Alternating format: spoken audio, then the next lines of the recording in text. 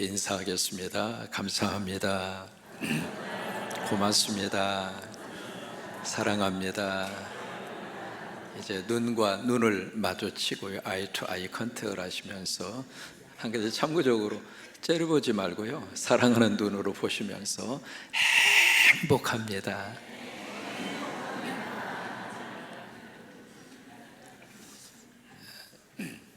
로마서를 여러분들이 읽으시다가 보면 로마서의 말씀의 구조가 쭉 주제를 가지고 말씀을 이어가다가 지금까지 했던 그 말씀의 내용을 한 문장으로 딱 요약을 해줍니다. 그게 이제 로마서 전체 속에서 쭉 흘러가고 있는, 로마서를 쓰고 있는 사도 바울의 어떤 문장의 형태입니다. 그렇게 이 글을 쓰고 있는 이유가 있습니다. 2000년 전에 뭐 이렇게 문서적으로 된 책이 있는 것도 아니고, 그냥 거기 앉아서 듣는 이 교인들은 앞에서 한 사람의 글을 읽으면 그냥 귀로만 듣는 거예요. 귀로만 이렇게 듣다가 보면은, 쭉 듣다가 보면 앞에서 한 이야기가 어느 정도 흘러가다가 보면 기억이 나요, 안 나요? 여러분도 설교 들으시다가 보면 끝날 쯤 보면은 내가 무슨 설교를 들었는가 잘 이해가 안 되잖아요. 그래서 제가 칠판에다 써드리는 거예요. 이거라도 기억하고 가라고. 그 당시에 교인들은 그냥 앉아서 듣기만 하니까 이게 무슨 내용인지 잘 기억이 나지도 않고 머릿속에 잘 정리가 되지 않고, 그래서 하나님이 바울을 통해서 이 글을 쓸 때 쭉 문장의 주제를 가지고 쓰다가 한 부분에 가서 딱 한 문장으로 딱 요약을 해줍니다. 오늘 본문 말씀이 바로 그 내용에 해당하는 본문 말씀이 오늘 9절이에요 1장부터 쭉 복음에 대한 말씀을 기록을 하시다가 오늘 3장 19절 말씀에 딱 와서 지금까지 가지고 있었던 그 말씀의 주제의 내용을 딱 한마디로 압축합니다. 지금까지 했던 말씀의 내용이 바로 이거다.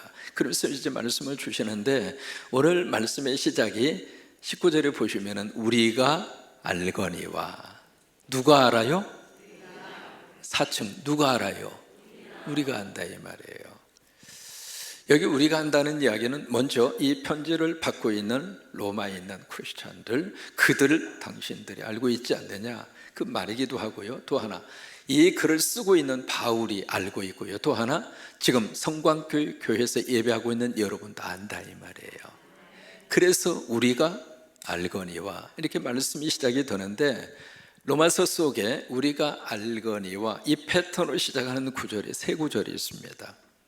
여러분 잘 아시는 로마서 8장 28절의 말씀, 그 말씀이 바로 우리가 알거니와 그렇게 시작을 하거든요. 같이 한번 고백합니다. 우리가 알거니와 하나님을 사랑하는 자, 곧 그의 뜻대로 부르심을 자들에게는, 아니 모든 것이 합력하여 그러면 별로 뉘앙스가 와닿지 않습니다. 모든 것이 합력하여, 모든 것이 합력하여 선을 이룬다고 하는 사실을 누가 알아요? 대답 좀 해보세요. 누가 알아요? 나도 알고 너도 알고 모두가 안다, 이 말이에요. 여러분 이거 알고 사셨으면 좋겠어요. 이게 뭐냐면 우리가 하나님을 사랑하는 자, 곧 그의 뜻대로 부르심을 입은 자, 그 사람이 누구인가? 여러분이라, 이 말이에요. 그러면 우리가 예수 믿고 크리스찬이 돼서 믿음의 삶을 사는 우리들이 꼭 알아야 될 것이 있는데, 그게 바로 무엇인가? 모든 것이 합력하여, 잘 될 때는 잘 된 건 나름대로, 안 됐을 때는 안 되는 건 나름대로, 성공하는 것도 합력해서 선으로 만들어 주시고, 실패했을 때도 선으로 만들어, 하나님께서 합력해서 선으로 만들어 주시고, 그걸 우리가 알고 살자, 그 말이에요. 그 다음에 로마서 6장 6절이거든요 거기서도 우리가 알거니와 이 말씀의 형태로 말씀이 시작이 됩니다. 같이 고백합니다. 우리가 알거니와 우리의 옛사람이 예수와 함께 십자가에 못 박힌 것은 죄의 몸이 죽어 다시는 우리가 죄에게 종노릇하지 아니하라 함이라. 이것을 누가 안다고요? 우리가 안다, 이 말이에요.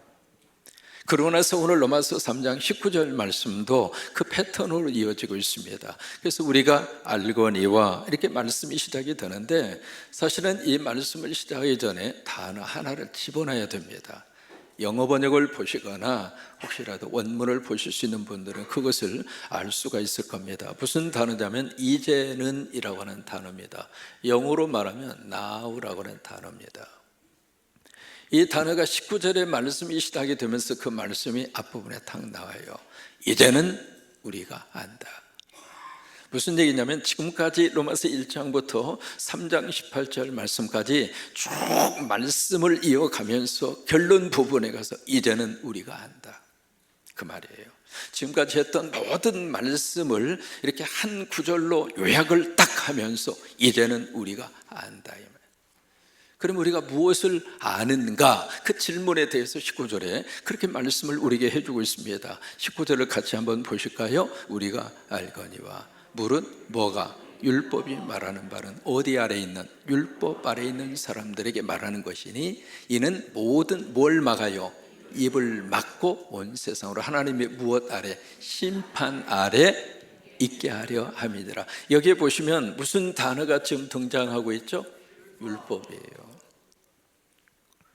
이 율법이라고 하는 단어가 이 짧은 구절 속에 오늘 본문 속에 몇 번 나오는가? 6번 나옵니다. 또 하나 로마서 전체 속에서 율법이라고 하는 단어가 60번 나오거든요. 근데 2장과 3장에 율법이라고 하는 단어가 32번 나옵니다. 지금 로마서 앞부분에 이 문제를 아주 집중적으로 지금 다루고 있는 거예요. 근데 이 율법이 여기 19절에 보시면은 어떤 모습으로 우리에게 와닿고 있는가? 19절 보시면은요, 다시 한번 띄워줘 보실래요? 19절 말씀에 율법이 말하는 바는 어디 아래 있는 사람에게 말을 해요? 율법 아래. 다시 말해, 율법의 영향권 속에 있는 사람에게 율법을 말한다, 그 말이에요. 근데 그 율법이 두 가지 작용을 합니다. 첫째로 율법이 모든 사람의 입을 어떻게 해요? 막아버려. 그 이야기는 율법 앞에서 침묵하게 한다, 이 말. 여러분, 법 앞에서 떳떳한 사람 있을까요? 대답 안 하시는 분도 다 챙기는 게 있어요. 챙기는 게 있어요. 우리가 법대로 합시다 말은 할 수 있어도요, 여러분, 법대로 완벽하게 그 법을 지키면서 사는 사람 있을까요? 없어요. 그래서 이 법이라고 하는 게, 율법이라고 하는 게 그 앞에 딱 쓰면 할 말이 없어요. 그래서 입을 막는다, 그 말이에요. 그래서 율법 앞에서, 법 앞에서 침묵하게 돼요. 또 하나, 두 번째로 율법은 어떤 작용을 우리에게 하는가? 온 세상의 모든 사람들이 누구의 심판 아래? 하나님 심판 아래. 왜 그럴까요? 법을 어겼으니까. 법을 어긴 사람을 뭐라고 하는가? 죄인이라고 그래요. 그 죄인에게는 하나님의 심판이 있잖아요. 그것이 바로 율법이 가지고 있는 목적이라, 이 말이에요. 근데 이 율법이 두 가지를 해요. 첫째로 율법이 하지 못하는 것이 있고, 또 하나 율법이 하는 것이 있습니다. 그것이 바로 20절입니다. 율법이 할 수 없는 일이 무엇일까? 20절에 같이 한번 보실까요? 그러므로 율법의 행위로 그의 앞에 의롭다 하심을 얻을 육체가 없다. 이게 율법이 할 수 없는 거예요. 율법은 무엇을 할 수 없는가? 이 법이라고 하는 이 측면에서 보면은 그 법을 잘 지켜서 당신은 이제 됐소, 당신은 완벽합니다, 당신은 이제 천국 갈 자격이 있습니다 라고 하는 말을 들을 수 있는 사람이 있다, 없다? 없다. 율법이 할 수 없는 거예요.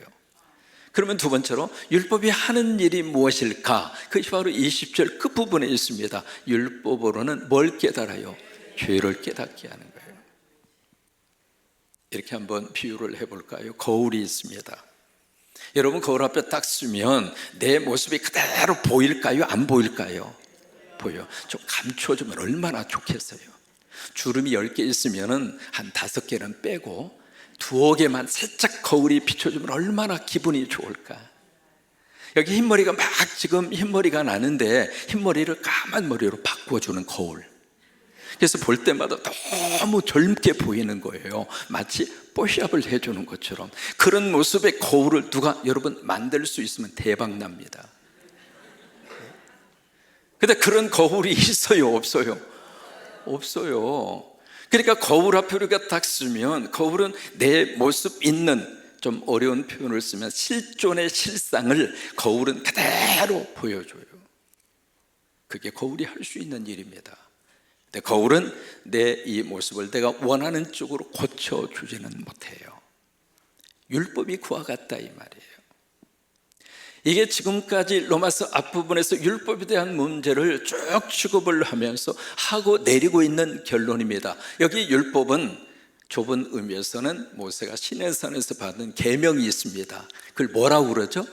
십계명. 이것을 좀 더 넓은 의미에서 보면은 모세의 5경, 창세기, 출애굽기, 레위기, 민수기, 신명기, 이것을 모세의 5경이라고 그러잖아요. 이것을 율법이라고 그래요. 근데 이것을 좀 더 넓은 의미에서 보면은 시편 1편에 보시면 주야로 율법을 주야로 묵상하는 자로다. 그때의 율법은 구약 전체를 말합니다. 근데 이 율법이 바로 앞부분에서 우리가 살펴본 대로 이 법 앞에 딱 서면 우리가 고개를 떨고요. 왜? 지키지 못했으니까. 양심의 가책이 있고, 그래서 법 앞에 서면 가슴이 막 콩당콩당 두근거리고. 왜요? 들키면 벌금을 내거나 들키면 감옥에 가거나 벌을 받아야 되니까. 어느 교회에 앞에 쭉 이렇게 도로가 있는데 이 도로가요, 교회에서 딱 나오면 우회전밖에 안 돼요. 우측으로밖에는 차가 못 가요. 이게 딱 해서 좌회전을 하면 불법이에요.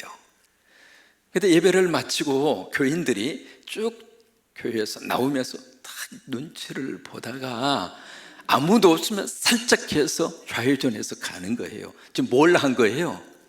불법을 행한 거잖아요. 그런 교인들이 우리 성광교회 이야기하는 거 아니에요. 우리 교회 앞에서는 뭐 좌회전, 우회전 괜찮잖아요. 아무튼 그 도로에서 이제 그런 일이 있는데 어느 날 목사님 신방을 가기로 딱 약속하고 딱 시계를 보니까 늦었어. 그래서 교회에서 나와서 딱 보니까 좌회전을 하면 빨리 갈 수 있거든요. 살짝 딱 눈치를 보다가 좌회전을 싹 한 거예요. 샥 해서 좌회전을 했는데 세상에 교통경찰이 그 앞에 있다가 딱 잡은 거예요. 그래서 목사님이 불법으로 좌회전을 하다가 딱 걸렸죠. 걸려서 이제 창문을 열고 딱 이렇게 보는데 이렇게 딱 보더니 고수경례를 딱 하면서 한 말이, 아니 목사님 어디 가십니까? 딱 보니까 청년부 예배에 참석하는 청년이에요. 그 청년이 교통경찰을 근무하다가 목사님을 잡은 거예요. 앉아있는 목사님도 묘한 표정, 바라보고 있는 교통경찰도 묘한 표정.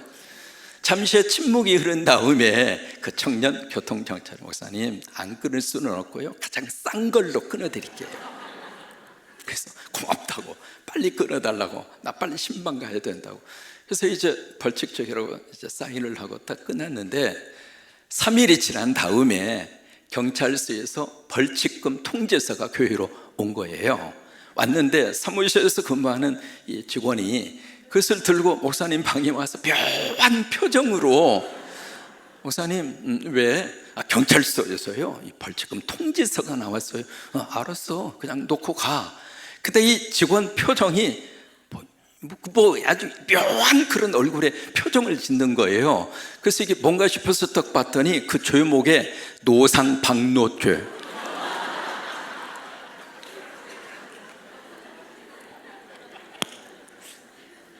그게 가장 싼 벌칙금이었대요. 목사도 다 그렇게 불법 행하고 살아요. 그러니까 우리가 이 법 앞에 딱 쓰면 할 말이 없는 거예요. 그게 율법이라 이 말이에요. 그러니까 지금 1장에서 3장까지 율법을 32번이나 쭉 기록을 하면서 지금 우리가 그런 상태로 살고 있다 이 말이에요. 법에 얽매여서 양심에 덜 가책을 느끼면서 고개를 떨구면서 가슴 졸이면서 즉 그런 모습으로 우리가 살고 있는데, 그 다음에 21절의 말씀으로 가서 이 분위기가 확 하고 바뀝니다. 바뀌는데 21절의 말씀을 시작을 할 때 여기서도 참 중요한 단어 하나가 우리말 번역에 생략이 되어 있습니다. 무슨 단어냐면 그러나라고 하는 단어입니다. 이게 헬라어 원문에는 그게 들어가 있습니다. 그러니까 21절의 말씀을 딱 와서 그동안에 쭉 3장 20절까지 했던 그 말씀의 내용이 21절로 와서는 확 하고 바뀌어지는 거예요. 아멘 좀 해봐요.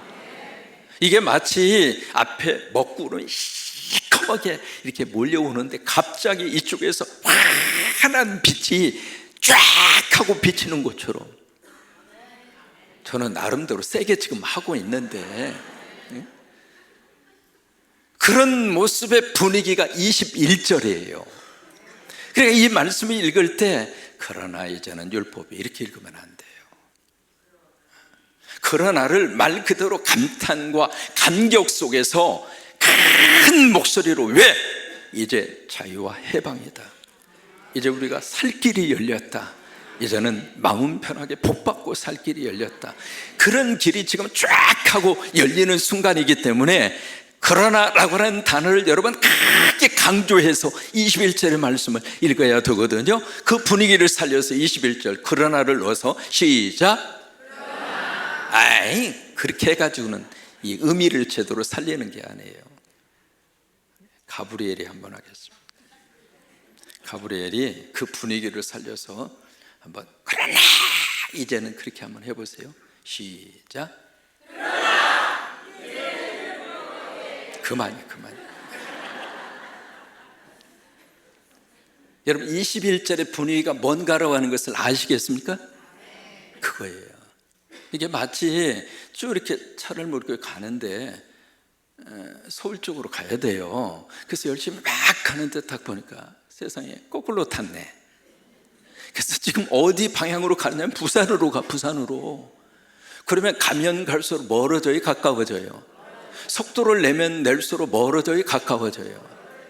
그것도 모르고 계속 악셀레도 받고 간다면 어떻게 되겠어요?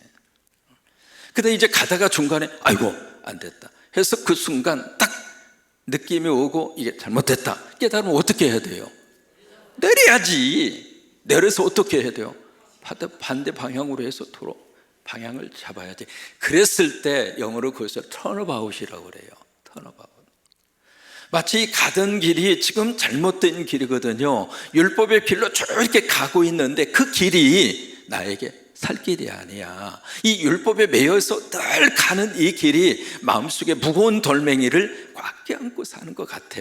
그렇게 사는 우리들에게 21절의 말씀을 딱 주시면서 그러나 이제는 율법 외에 한 의가 나타나서, 이제 감이 오십니까? 그게 21절이라 이 말이에요. 그래서 무슨 역사가 나타났는가? 21절 보실까요? 그러나 이제는 율법 외에, 이거 말고 율법과 전혀 다른 것을 하나님이 우리에게 주셨는데 뭘 주셨는가? 율법 외에 그 다음에 뭐가 나타났어요? 하나님의 뭐예요? 의가 나타났다. 이 하나님의 의가 나타났는데 이 하나님의 의는 어떤 특징을 가지고 있는가? 첫째로 율법과 선지자들에게 뭘 받았어요? 증거를 받았다. 그에게는 성서적이다 이 말이에요.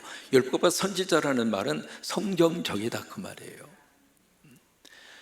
그래서 이 하나님의 의가 바로 성경적이고, 그 다음에 22절에 보시면 이 하나님의 의가 어떤 모습으로 우리에게 다가오게 되는가? 22절 함께 읽습니다. 곧 예수 그리스도를 믿음으로 말미암아. 자 보세요. 예수 그리스도를 무엇으로 말미암아? 믿음으로 말미암아. 믿음으로 시작을 하잖아요. 그리고 모든 어떤 자에게, 믿는 자에게 미치는 하나님의 의 단어가 두 번 나오잖아요. 앞에 나오고 뒤에 나오고. 그러면서 이것이 마지막 결론 부분에 차별이 없다. 그 이야기는 유대인이든 헬라인이든 율법을 받아서 그것을 긍지와 자부심을 가지고 살아온 유대인 당신들도 하나님의 의에 이르기 위해서는 믿음이 필요하다. 이방인들 율법이 없어서 양심을 가지고 내가 양심대로 살고 있기 때문에 난 지옥 가지 않는다? 아니다. 이방인 당신들도 그리스도를 믿음으로 하나님의 의에 이룰 수 있다. 그러니 차별이 없다. 여러분, 조선 말기에 이 땅에 복음이 들어오고 그리고 십자가가 세워지고 교회가 세워지면서 한국 이 사회 속에 엄청난 영향력을 미쳤습니다. 그 중에 하나가 이시 500년의 역사가 유교의 역사잖아요. 이 유교의 역사를 통해서 이 사회 개척뿐만이 아니라 그 당시에 우리 한국 사회에 여러 가지 많은 차별들이 많이 있었습니다. 그 중에 대표적인 것이 남자와 여자의 차이. 남녀 7세, 지금은 남녀 7세 합동석이에요. 적어도 7살이 되면 남자, 여자는 서로 분리해라. 그게 이제 그 당시의 문화였습니다. 아니, 남자들이 밥을 이렇게 먹고 있는데 그 밥상에 어떻게 함부로 여자가 숟가락 들고 밥 먹어요? 그럴 수가 없었어요. 그게 이제 그 당시의 하나의 사회적인 흐름이었거든요. 그런데 복음이 들어와서 교회가 거기서 깬 거예요. 여러분, 예수님 안에서 우리는 남자와 여자가 한 형제와 자매예요. 예수님 안에서 우리는 한 가족이에요. 그러니까 그 차별의 벽이 확 하고 무너진 거거든요. 왜 그랬을까요? 하나님의 의가 복음을 통해서 우리에게 믿어졌기 때문에 그래요. 그래서 우리 여성들이 교회 안으로 물밀듯이 들어온 거예요. 지금도 여러분 보세요. 남자가 많아요, 여자가 많아요. 자, 성가대만 대표로 봐봐. 여자가 하나, 둘, 세 줄. 물론 여기에 5번 이빨이 빠졌지만, 그 다음에 남자는 몇 줄이에요? 2줄. 대답도 아니요. 2줄. 이게 교회마다 여성들이 교회로 확 하고 밀려온 이유 중에 하나가, 세상에서는 남녀를 차별하지만 교회 가니까 그게 다 무너지고, 나를 사람으로 대하고 나를 존중해주고 내가 갈 곳은 교회구나. 그래서 교회로 온 거예요. 여러분, 로마서 안에서 이 하나님의 의라고 하는 이 주제가 굉장히 중요한 주제의 개념을 가지고 있습니다. 그런데 이 하나님의 의가 어디에서 출발하는가? 로마서 1장 17절입니다. 거기 보시면은 하나님의 의가 어디에서 나타났는가? 같이 한번 읽을까요? 복음에는 하나님의 의가 나타나서 믿음에서 믿음에 이르게 하나니 기록된 바 오직 의인은 믿음으로 말미암아 살리라 함과 같으니라. 저 로마서 1장 17절 말씀이 전체 로마서가 16장입니다.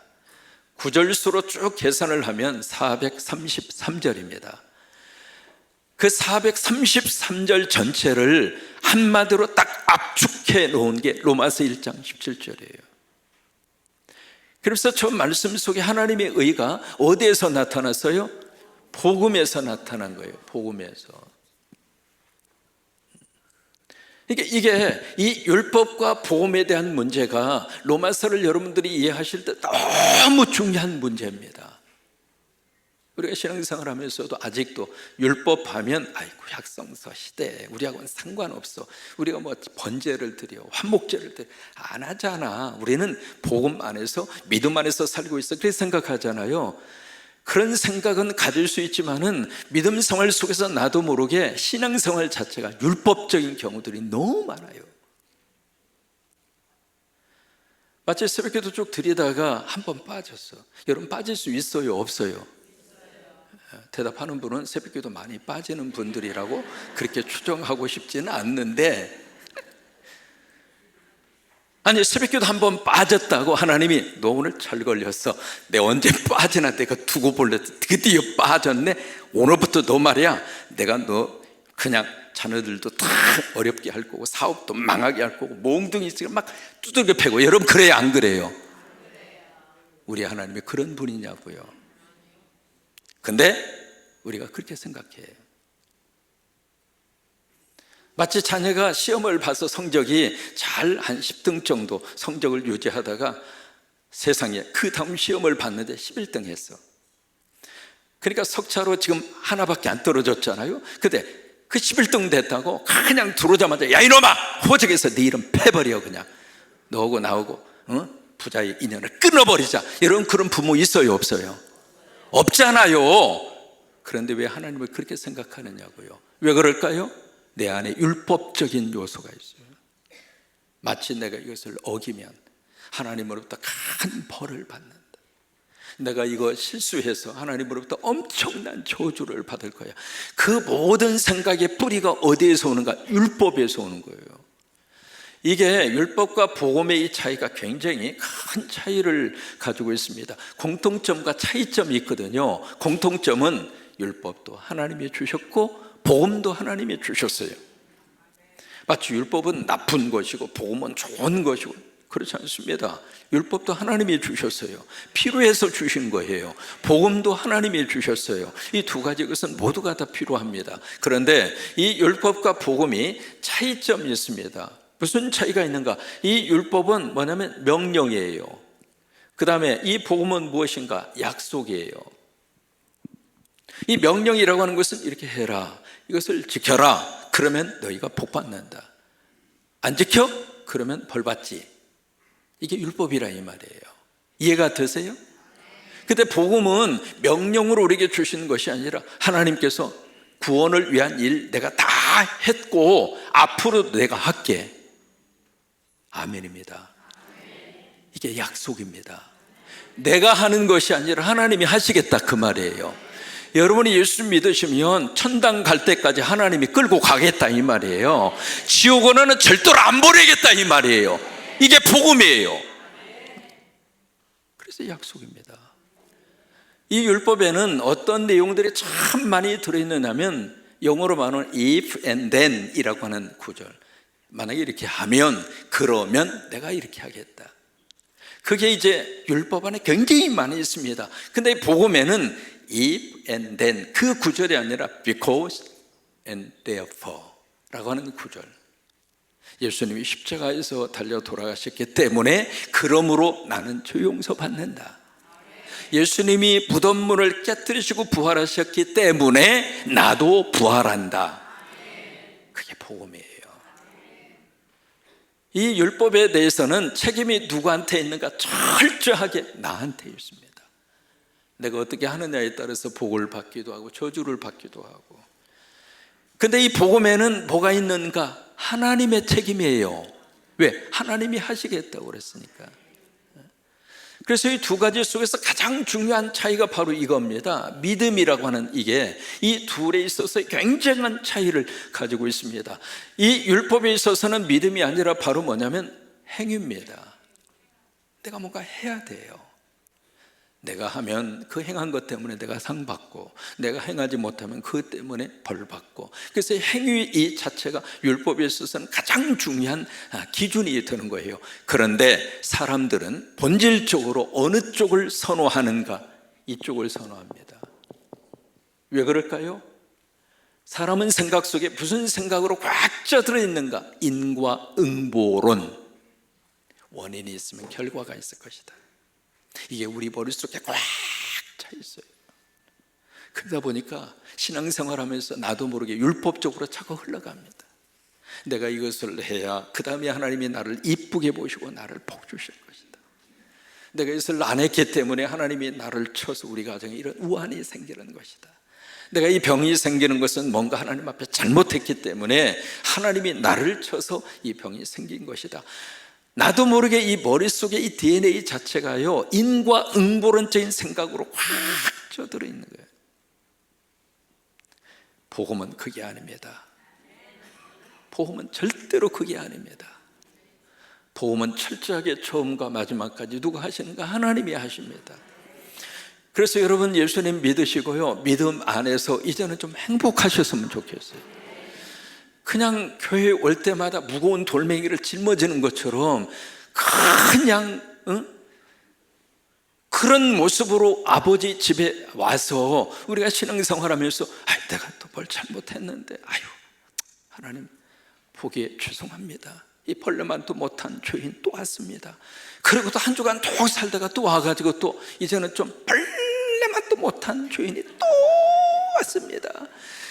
그러다가 또 그 다음 주에 와서 이제는 더 인상을 팍 쓰면서, 왜 그럴까요? 율법이 나를 지배하고 있는 거예요. 아니에요. 우리는 하나님 믿고 삽니다. 하나님이 하실 겁니다. 우리가 할 수 있는 것은 하나님이 하신 일이 내 일이라고, 나를 위해서 하나님이 그 일을 하셨다고. 십자가 내가 지은 죄 위해서 주님이 지셨어. 나는 그거 믿으면 내가 지은 죄 다 용서해 주겠다는데, 그래서 그것을 믿고 내가 그 안에서 자유를 얻는 거예요. 그 안에서 행복을 누리는 거예요. 그래서 여러분 예수 믿으시고 복음으로 신앙생활을 하세요. 더 이상 이제는 율법적으로 신앙생활 하지 마시고 복음으로 신앙생활을 딱 하셔서 여러분 예수님 안에서 그런 은혜가 넘치시게 되기를 주의 이름으로 축원합니다.